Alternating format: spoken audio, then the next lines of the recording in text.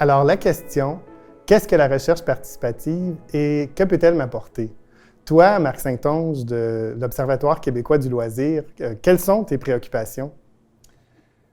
Moi, je travaille énormément sur le terrain avec différents acteurs et on est toujours très préoccupé à trouver des solutions, mais ce n'est pas toujours évident qu'on trouve toutes ces solutions. Parfois, on en trouve, puis ils ne nous satisfont pas. Parfois, ils sont à très court terme.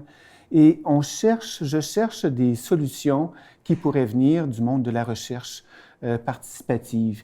Je te poserai la question, Philippe Archambault de l'Université McGill à Montréal.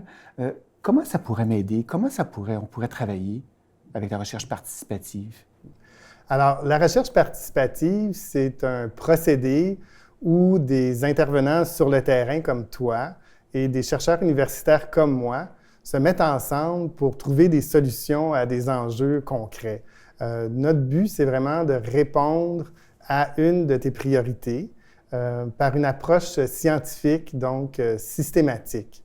Alors, c'est vraiment une alliance entre des gens sur le terrain comme toi, des chercheurs, pour répondre à un enjeu, à une préoccupation.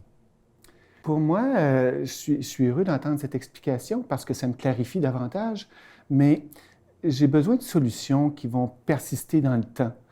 Quand je dois rencontrer mes directeurs pour demander des sommes d'argent supplémentaires, je dois réussir à leur vendre cette idée-là.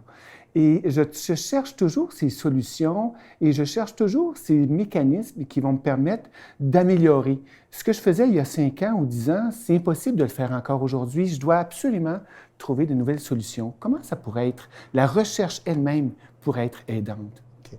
La recherche scientifique, c'est une approche systématique où on va poser une question, puis on va se donner les moyens pour y répondre et on va trouver des résultats, des solutions. Mais peut-être c'est plus facile d'y répondre à ta question avec un exemple concret. Aurais-tu peut-être une idée qui te trotte dans la tête, puis on pourrait partir de là? J'en ai plusieurs idées, mais une, entre autres, avec laquelle j'ai à composer, c'est l'intégration des enfants handicapés dans les camps de jour. De nombreuses municipalités nous interpellent, de nombreux acteurs sur le terrain ont un grand vouloir, mais ce n'est pas toujours évident d'intégrer les enfants. Et cette recherche de mécanismes n'est pas toujours présente. Est-ce qu'il y aurait une matière dans ça à faire une recherche avec cette idée-là? Bien, c'est un excellent exemple.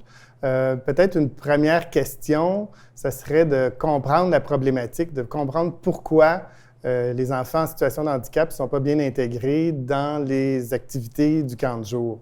Alors, on pourrait, par exemple, faire des entrevues avec les moniteurs, avec les gestionnaires du centre de jour, avec les parents, même avec les enfants.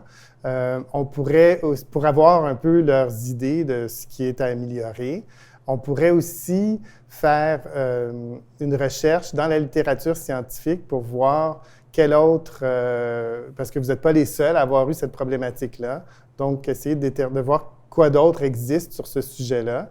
Puis, en mettant tout ça ensemble, là, les observations sur le terrain, les entrevues, ce qui existe déjà dans la littérature, on pourrait proposer là, des solutions concrètes qu'on pourrait ensuite appliquer sur votre terrain, donc dans la municipalité. Quand on travaille ensemble, ça va bien. Quand vous êtes présent, ça va bien. C'est quand les gens avec qui on travaille, qui ont de nombreuses connaissances, ils s'éloignent un peu de notre quotidien et on rencontre certaines problématiques.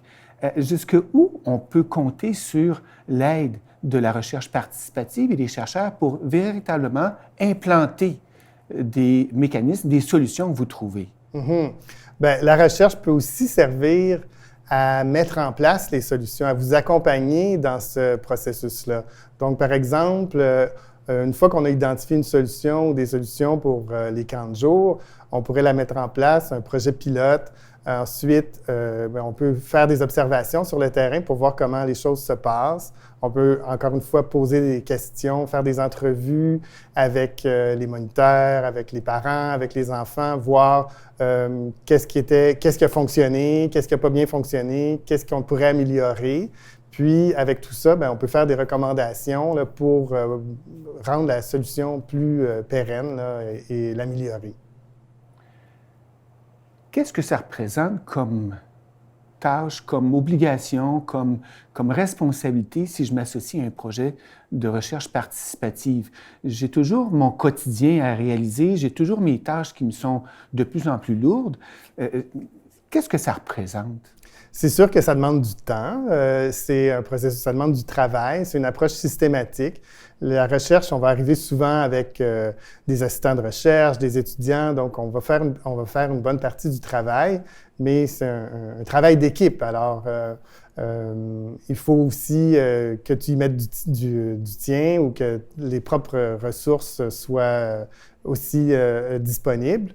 Mais on va s'ajuster, donc on va trouver un projet qui est réalisable là, selon les échéanciers, selon les ressources qui sont disponibles. Mais le point positif, c'est qu'après ça, on va arriver avec des solutions qui sont bien documentées et qui vont vous servir pour toutes sortes de choses, donc pour améliorer les services et autres. Si je comprends bien, Philippe, si je veux entrer dans la recherche participative, d'abord et avant tout, il faut bien connaître nos responsabilités, nos tâches, nos obligations réciproques et de bien savoir composer avec. C'est important pour qu'on puisse en arriver à se trouver certaines solutions qui sont pérennes et qui vont véritablement s'installer. Exactement.